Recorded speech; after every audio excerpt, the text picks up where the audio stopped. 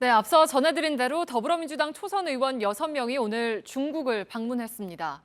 여당에선 헌정사의 국회의원이 외국에서 우리 외교의 기본 방향에 반대되는 일을 한 적이 없다고 비판했습니다. 이걸 근거로 야당이 4대 외교와 매국 행위를 하고 있다는 주장까지 나오는데요. 여당 의원의 헌정 최초 발언 사실인지 오늘 팩트체크해서 찾아보겠습니다. 오대영 기자, 먼저 어떤 맥락에서 나온 얘기입니까? 시간대별로 정리해 보겠습니다. 조금 전에 양당의 대변인이 굉장히 치열하게 토론을 했는데 지난 2일에 처음 이 문제가 불거지기 시작했습니다.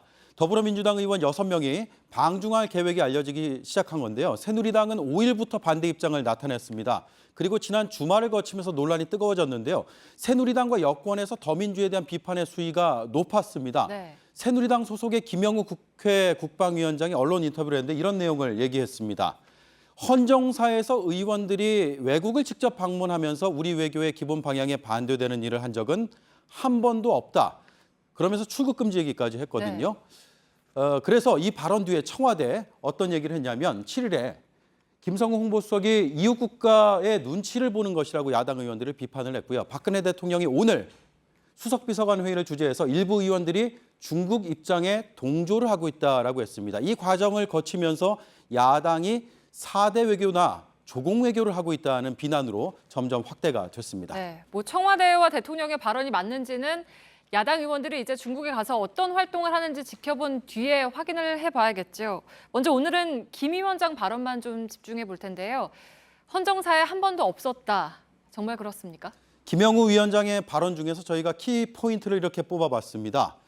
3가지 요소인데요. 국회의원이 외국을 방문해서 외교 방향과 반대되는 행위를 하였는가입니다. 이게 다 충족이 되면 김영우 위원장은 거짓말을 한 거고요. 그렇지 않으면 팩트입니다. 이를 토대로 자료를 저희가 조사해 봤더니 정확히 10년 전에 유사한 사례를 당시 야당에서 찾을 수가 있었습니다. 10년 전이면 지금의 여당이 야당이던 시절이죠? 그렇습니다. 2006년 9월 19일로 한번 돌아가 보겠습니다. 당시에 한나라당이 방미당 꾸렸습니다. 이번에는 중국인데 당시에는 미국이었습니다. 단장은 이상득 당시 국회 부의장이었고요.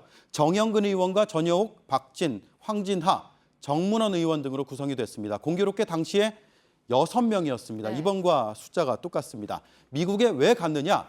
정부의 전시작전 통제권 이양 결정에 반대하는 뜻을 전달하기 위해서였는데 다시 말하면 정부의 외교적 결정을 뒤집기 위한 행보였습니다. 그러니까 전시작전권 이양은 이미 양국 정상이 합의한 내용이었잖아요. 2006년 9월 15일에 당시 노무현 전 대통령과 조지 부시 미국 대통령이 정상회담을 했습니다. 이 문제 합의했습니다. 하지만 이상득 단장은 전시작전 통제권 조기 환수에 반대한다는 뜻을 전달하겠다라고 밝히고 미국으로 떠났습니다. 이 단장은 우리가 옛날에 중국에 죽지 않으려고 조공도 바치고 책봉도 받아가면서 살아남지 않았느냐. 미국이 귀찮다고 하더라도 우리가 국익에 필요하다면 귀찮게 할 것이라고 말했는데 이 때문에 조공 외교 논란이 당시에도 번졌던 겁니다.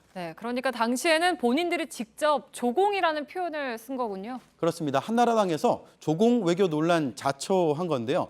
그런데 당시 방미단은 목적을 이루지 못했습니다. 주무부처인 미국 국방부의 책임자들과 면담을 하지 못했고요. 대신에 국무부와 의회를 중심으로 전작권 이양을 반대한다는 뜻을 전달하는 데 그쳤습니다.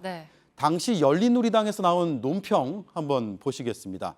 세계 외교사에서 보기 드문 유일무이한 작태다. 이렇게 논평을 했는데 이런 일 처음이라는 얘기겠죠.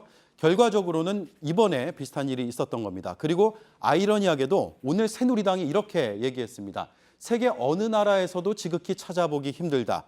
역시 이런 일 처음이라는 건데 그런 게 있었습니다. 10년을 사이에 두고 여와 야에서 나온 논평이 거의 같습니다. 서로 위치만 바뀌었습니다. 그렇군요. 이 한 가지 사례만 봐도 헌정사 최초라는 김영우 위원장의 발언은 사실에서 벗어나는 거군요. 팩트체크 오대영 기자였습니다.